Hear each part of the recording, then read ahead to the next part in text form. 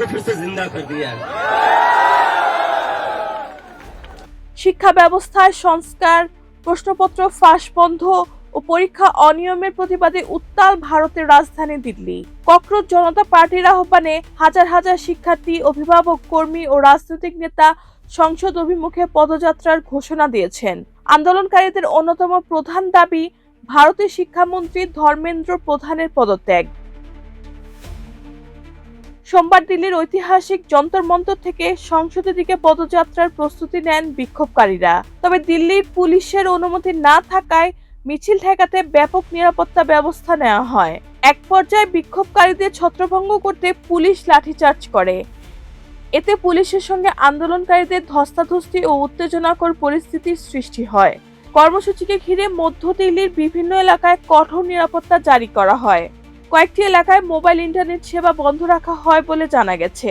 একই সঙ্গে ব্যারিকেড, দাঙ্গা নিয়ন্ত্রণকারী যান ও অতিরিক্ত পুলিশ মোতায়েন করা হয়।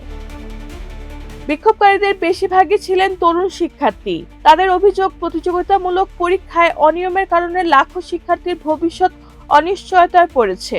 তারা নিট পরীক্ষার স্বচ্ছ তদন্ত ও শিক্ষামন্ত্রীর পদত্যাগ দাবি করছেন। এর আগে শনিবার আন্দোলন ঘিরে উত্তেজনা ছড়িয়ে পড়ে।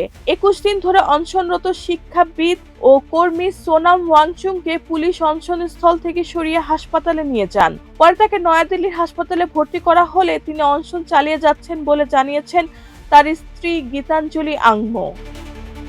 দীর্ঘ অনশনে সোনাম ওয়াংচুং এর ওজন 9 কেজির বেশি কমে গেছে। শারীরিকভাবে দুর্বল হয়ে পড়লেও তিনি শিক্ষা খাতে জবাবদিহি ও সংস্কারের দাবিতে আন্দোলন চালিয়ে যাওয়ার ঘোষণা দিয়েছেন।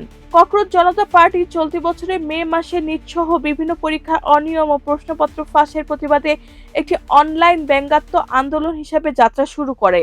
পরে এটি বড় আকারের বিক্ষোভের রূপ নেয়। সরকারের পক্ষ থেকে আন্দোলনকারীদের সমালোচনা করা হয়েছে।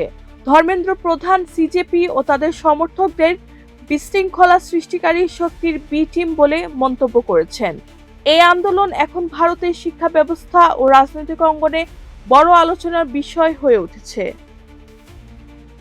রেহানা বেগম, প্রজন্ম 24।